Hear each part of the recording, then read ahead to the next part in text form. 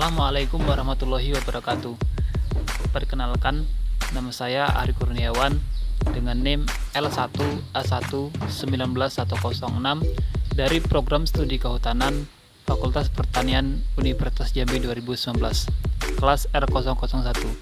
Dalam video kali ini, saya ingin menjelaskan tentang perbanyakan tanaman dengan secara generatif atau seksual, dan video ini bertujuan untuk memenuhi tugas mata kuliah silvikultur yang diampu oleh Bapak Bambang Irawan.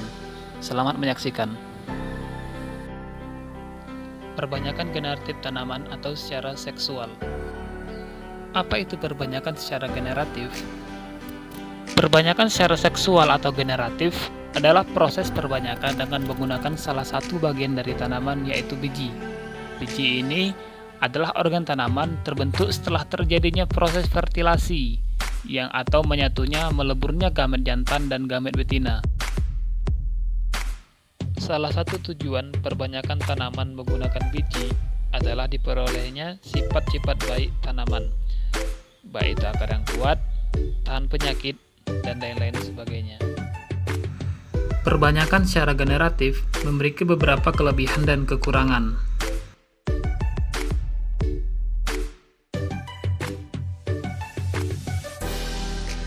Adapun beberapa kelebihan dari perbanyakan generatif ini diantaranya adalah sistem perakaran yang lebih kuat, lalu yang kedua lebih mudah untuk diperbanyak, dan umur tanaman juga akan lebih lama. Adapun beberapa kekurangan dari perbanyakan tanaman secara generatif ini diantaranya adalah waktu untuk berbuah bagi tanaman itu relatif lebih lama. Selanjutnya yang kedua itu sifat yang diturunkan dari indukan kepada anakannya tidak sama. Hal ini dikarenakan adanya pembentukan varietas baru yang melibatkan antara sel kelamin jantan dan sel kelamin betina.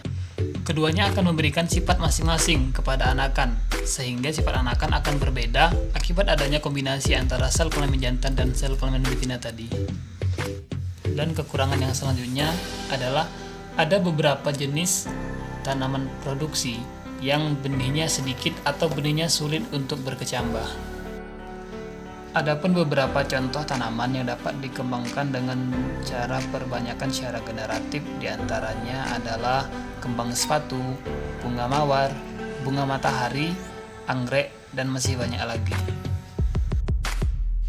Di sini terdapat mekanisme atau contoh perkembangbiakan atau perbanyakan tanaman secara generatif, di mana di sini terdapat sel telur dan sel sperma, di mana sel telur ini didapatkan dari kepala putik itu sendiri pada tanaman, sedangkan sel sperma atau sel kelamin jantan yang terdapat di sini merupakan kepala sari. Nah, dari kedua ini bertemu akan terjadi proses fertilisasi sehingga menghasilkan satu hasil pembuahan. Seperti yang kita ketahui bahwasanya proses ini terjadi di dalam biji bunga itu tersebut. Nah, dari hasil fertilisasi ini terdapat hasil pembuahan, selanjutnya mendapatkan calon tumbuhan baru yang ada di dalam daging buah atau daging bunga tanaman tersebut. Selanjutnya biji tersebut akan keluar menjadi biji dan dia akan menjadi berkecambah setelah menjadi biji sempurna. Dan dari perkecambahan ini akan mendapatkan tumbuhan baru dan bersiklus lagi menjadi perkembangan secara generatif menghasilkan bunga. Nah, untuk mengetahui lebih jelas di mana sih letak-letak bagian-bagian yang berperan penting dalam perkembangbiakan secara generatif ini dapat kita lihat pada bagian-bagian bunga tersebut. Nah, pada bagian-bagian bunga ini terlihat ada kepala sari, terus benang sari, ada kepala putik yang bertindak sebagai sel betina, dan kepala sari tadi bertindak sebagai sel jantan. Ada tangkai putik, ada pakal biji yang ada di tengah tersebut yang dapat terlihat di dalam kepala putik itu sendiri bagian bawah. Selanjutnya ada tangkai bunga, dasar bunga, kelopak, serta mahkota pada bunga. Nah, di situ terlihat jelas di mana bagian-bagian tersebut terletak, baik kepala sari, bakal biji, ataupun juga kepala putik yang bertindak dalam pembanyakan secara generatif tanaman. Selanjutnya ada pembagian bunga berdasarkan kelengkapan bagian. Yang pertama itu adalah bunga lengkap. Nah, bunga lengkap di sini berarti bunga-bunga memiliki kelengkapan bagian baik dari benang sari, kepala putik, dan sebagainya itu dia memiliki secara lengkap. Misalnya di sini adalah bunga kembang sepatu. Nah, bunga kembang sepatu ini memiliki kelengkapan bagian-bagian bunga. Selanjutnya itu adalah bunga tidak lengkap. Maksudnya di sini bunga tidak lengkap adalah bunga yang tidak memiliki salah satu bagian dari bagian-bagian bunga secara lengkap itu sendiri. Misalnya tidak adanya kepala putik ataupun bagian yang lainnya. Nah, contohnya di sini adalah bunga matahari. Nah, bunga matahari ini juga biasa disebut sebagai bunga mandul. Selanjutnya, pembagian bunga berdasarkan kelengkapan alat kelamin. Yang pertama itu adalah bunga kelamin tunggal atau uniseksual. Di sini artinya bunga hanya memiliki satu kelamin saja. Contohnya terdapat pada tanaman jagung. Selanjutnya yaitu kelamin ganda atau hermaphroditus. Di sini contohnya terdapat pada tanaman terong, di mana sel kelamin jantan dan sel kelamin betina terdapat pada satu bunga yang sama. Artinya di sini putik dan benang sari terdapat pada satu bagian bunga yang sama. Selanjutnya kita masuk ke jenis-jenis perbanyakan secara generatif. Perbanyakan secara generatif pada tumbuhan ada beberapa jenis, yaitu yang pertama, konjugasi. Konjugasi merupakan salah satu reproduksi generatif pada tumbuhan yang belum jelas kelaminnya, misalnya ganggang hijau atau Spirogyra. Nah, yang kedua, itu adalah isogami. Isogami merupakan hasil peleburan antara sel kelamin jantan dan sel kelamin betina yang memiliki sama besarnya, misalnya ganggang biru atau Chlamydomonas. Yang ketiga, anisogami.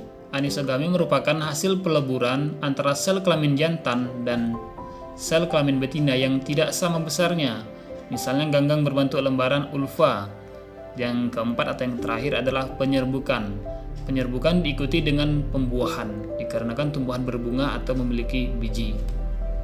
Kita akan membahas lebih rinci apa itu tentang penyerbukan. Penyerbukan sendiri adalah proses jatuhnya benang sari di atas permukaan atau di kepala putik. Penyerbukan merupakan tahapan penting dalam proses reproduksi tumbuhan berbiji karena merupakan proses dari pertumbuhan. Proses penyerbukan terjadi beberapa bagian. Yang pertama itu adalah anemogami. Anemogami di sini yang berperan penting adalah peran angin, karena peranan angin di sini yang membawa benang sari ke putik tanaman atau bunga tersebut. Contohnya yang terjadi pada tanaman jagung. Selanjutnya yang kedua yaitu hidrogami, yaitu penyerbukan yang dibantu oleh air, seperti terjadi pada tanaman ganggang. Seperti yang kita ketahui, penyerbukan di situ terbantu oleh bantuan air tersebut. Adapun jenis selanjutnya yaitu penyerbukan secara zoidiogami. Nah, di penyerbukan zoidiogami ini yang berperan penting di sini adalah hewan atau bantuan hewan. Adapun hewan yang biasa berperan penting dalam penyerbukan ini seperti serangga, misalnya lebah, kupu-kupu, ataupun juga burung, kelelawar, dan lain sebagainya. Adapun contoh yang mungkin sudah banyak kita ketahui, misalnya penyerbukan oleh serangga ataupun lebah ataupun kupu-kupu. Nah, pada bunga itu biasanya akan diserap madu-madunya untuk guna penyerbukan bagi tanaman itu sendiri, saling menguntungkan. Nah, mungkin seperti itu contohnya. Penyerbukan selanjutnya yaitu antropogami, yaitu penyerbukan yang dibantu oleh bantuan manusia. Nah, di sini manusia dengan sengaja memindahkan benang sari ke kepala putik sehingga terjadilah proses penyerbukan. Mungkin cukup sekian penjelasan tentang materi perbanyakan generatif dari saya. Saya harap video tersebut dapat bermanfaat bagi saya sendiri dan bagi semua yang menyaksikannya. Saya Ari Kurniawan, pamit undur diri, mohon maaf atas segala kesalahan dan kekurangan. Wassalamualaikum warahmatullahi wabarakatuh.